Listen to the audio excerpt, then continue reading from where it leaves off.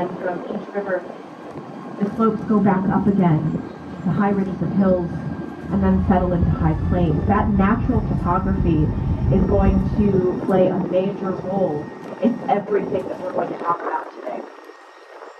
Because this area has never really been uninhabited by people. People have been in this river valley region for 19,000 years. You just take a look at the rivers themselves. You have the Allegheny, the Monongahela, and the Ohio.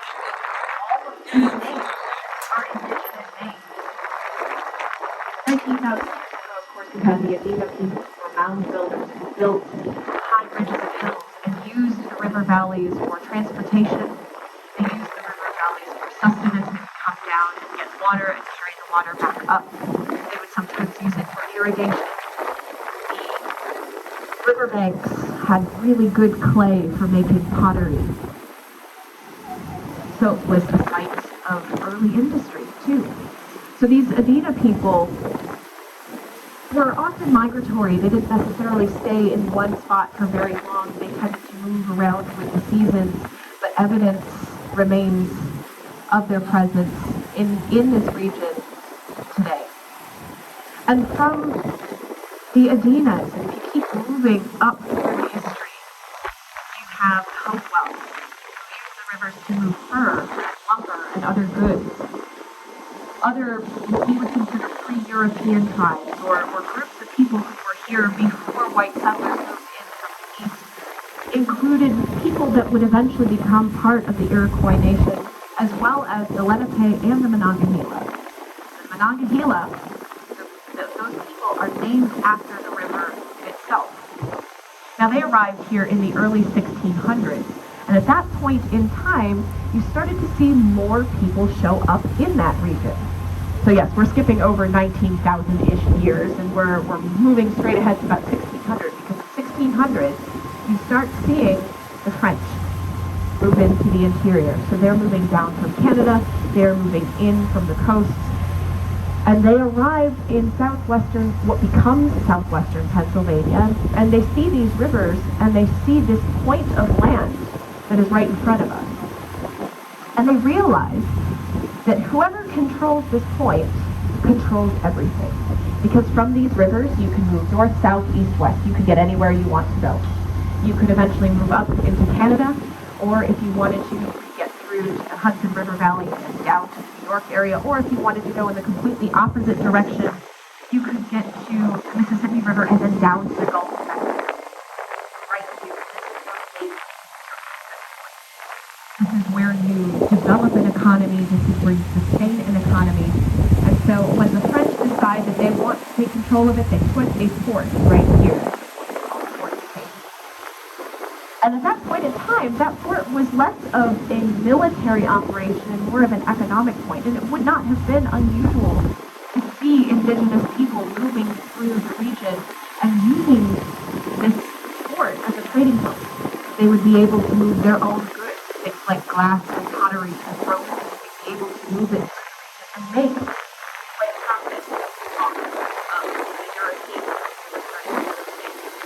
But of course, right behind the French, always get English.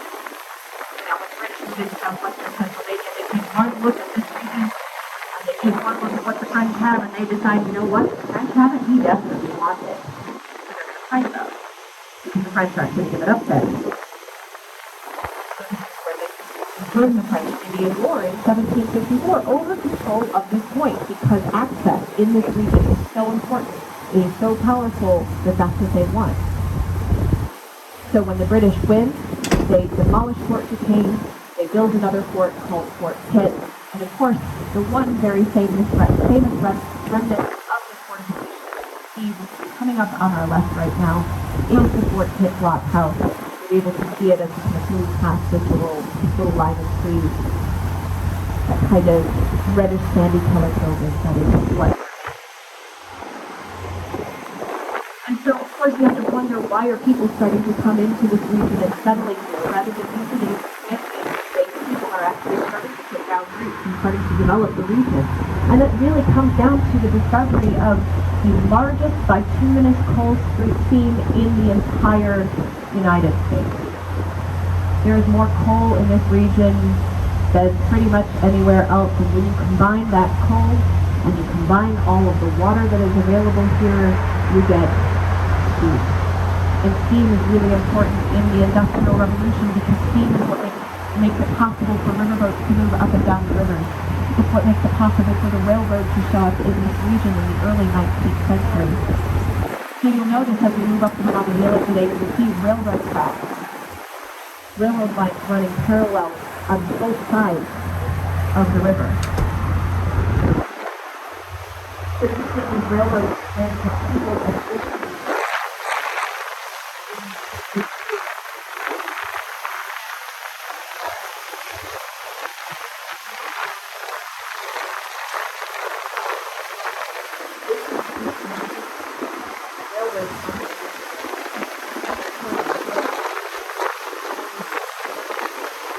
and combine all of that, water,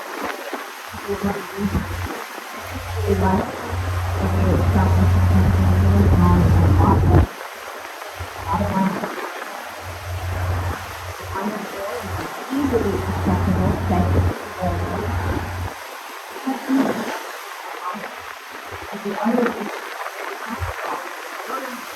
the wheels and the tracks, and everything, all of it comes back to the river. Remember, north, south, east, west. And a person can navigate anywhere they want to go along with that.